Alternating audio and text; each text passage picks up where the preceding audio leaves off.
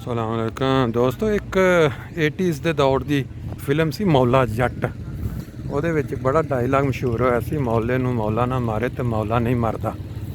ਤੇ ਇਹ ਜਿਹੜਾ ਅੱਜ ਦਾ ਵਕਤ ਚੱਲ ਰਿਹਾ, ਇਹਦੇ ਵਿੱਚ ਕਰੋਨੇ ਨੂੰ ਕਰੋਨਾ ਨਾ ਮਾਰੇ, ਤਨਹਾਈਅਤ ਦਾ ਸ਼ਿਕਾਰ ਕਰਕੇ ਤੇ ਕਰੋਨਾ ਨਹੀਂ ਮਰਦਾ। ਹੁਣ ਇਹ ਦੇਖੋ ਤੁਸੀਂ, ਰੇਹੜੀਆਂ ਲੱਗੀਆਂ ਨੇ ਇੱਥੇ, ਤਰ੍ਹਾਂ ਤਰ੍ਹਾਂ ਦੇ ਫਰੂਟ ਨੇ ਇੱਥੇ, ਮਾਲਟੇ ਵੰਨ ਸਵੰਨੇ ਤੁਹਾਨੂੰ ਨਜ਼ਰ ਆ ਰਹੇ ਨੇ, ਬੜੇ ਖੂਬਸੂਰਤ ਅੰਦਾਜ਼ ਦੇ, ਵੱਡੇ ਵੀ ਨੇ ਛੋਟੇ ਵੀ ਨੇ। ਲੇਕਿਨ ਇਹਨਾਂ ਨੂੰ ਅਸੀਂ ਜਦੋਂ ਖਰੀਦ ਕੇ ਘਰ ਲੈ ਕੇ ਜਾਂਦੇ ਹਾਂ ਔਰ ਵਿਟਾਮਿਨ ਸੀ ਲੈਣ ਦੇ ਚੱਕਰ ਦੇ ਵਿੱਚ ਇਹਨੂੰ ਬਹਿ ਕੇ ਸਵੇਰ ਛਿੱਲਣੇ ਆ, ਛਿੱਲਣ ਦੇ ਬਾਅਦ ਬੜੇ ਆਰਾਮ ਨਾਲ ਖਾ ਜਾਂਦੇ ਹਾਂ। ਇਹਨਾਂ ਦੇ ਛਿਲਕਿਆਂ ਦੇ ਉੱਤੇ ਵੰਨ ਸਵੰਨੀ ਦੁਨੀਆ ਜਿਹਦੇ ਵਿੱਚ ਗੁਜ਼ਰਦੀ ਤਾਂ ਲਾਜ਼ਮੀ ਗੱਲ ਹੈ ਕਿ ਵੀ ਤਰ੍ਹਾਂ ਤਰ੍ਹਾਂ ਦੇ ਜਰਮਸ ਜਿਨ੍ਹਾਂ ਦੇ ਵਿੱਚ ਕਰੋਨਾ ਵੀ ਹੋ ਸਕਦਾ।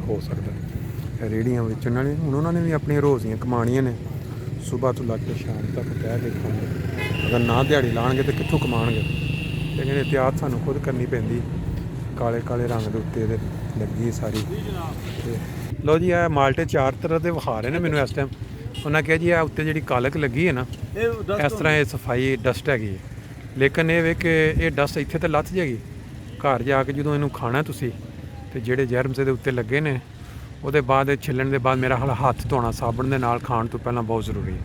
ਅਦਰਵਾਈਜ਼ ਨਹੀਂ, ਉਹ ਵੀ ਠੀਕ ਹੈ। ਅਦਰਵਾਈਜ਼ ਤੇ ਫਿਰ ਨਹੀਂ ਕਰੋਗੇ ਤੇ ਫਿਰ ਆਪਣੀ ਸਿਹਤ ਦਾ ਆਪੀ। ਤੇ ਇਹ ਤੁਸੀਂ ਸਾਰੇ ਦੇਖੋ, ਹੁਣ ਇਹ ਕਹਿ ਰਹੇ ਨੇ ਸਾਰੇ ਸਾਫ਼ ਹੋ ਸਕਦੇ। ਚਲੋ ਫਿਰ ਹੁਣ ਤੁਸੀਂ ਕਿਹੜੇ ਦੇਣੇ ਇਹਦੇ 'ਚੋਂ? ਲਓ ਜੀ, ਹੁਣ ਇਹ ਸਾਨੂੰ ਇਹ ਵਾਲੇ ਚੀਜ਼ ਪਸੰਦ ਤੇ ਆ ਗਏ, ਲੇਕਿਨ ਚੀਜ਼ ਫਿਰ ਉੱਥੇ ਆ ਜਾਂਦੀ ਹੈ ਕਿ ਆਇਆ ਇਹ ਬਾਅਦ ਦੇ ਵਿੱਚ ਉਹ ਕਹਿੰਦੇ ਤੁਹਾਨੂੰ ਸਾਫ਼ ਕਰ ਦੇਵਾਂਗੇ।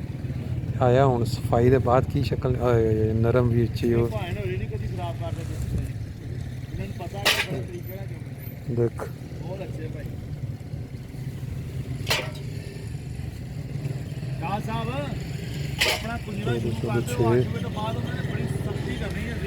ਕੀ ਗੱਲ ਤੁਹਾਨੂੰ ਸਪੈਸ਼ਲ ਇਜਾਜ਼ਤ ਮਿਲਦੀ ਹੈ? ਅੱਛਾ, ਅੱਗੇ 10 ਵਜੇ ਤੱਕ ਆਈ ਰਹੇ ਹੋਣ ਨਹੀਂ।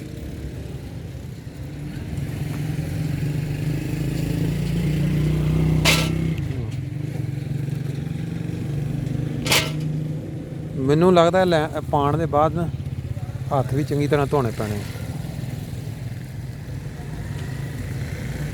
ਇਹ ਪਤਾ ਨਹੀਂ ਕੀ ਦੇਣ ਲੱਗਾ, ਲੇਕਿਨ ਚਲੋ ਇੰਝ ਹੀ ਹੈ। ਇਹ ਜਿੰਨੇ ਅਸੀਂ ਹੁਣ ਲੈ ਰਹੇ ਹਾਂ, ਸ਼ਕਲ ਤੇ ਇਹਨਾਂ ਦੀ ਬਜ਼ਾਹਿਰ ਇੰਝ ਹੀ ਲੱਗ ਰਹੀ ਜਿਵੇਂ ਉੱਤੇ ਪਤਾ ਨਹੀਂ ਕੀ ਹੈ। ਤੇ ਜਾ ਕੇ ਧੋਣਾ ਵੀ ਪਏਗਾ ਇਹਨਾਂ ਨੂੰ।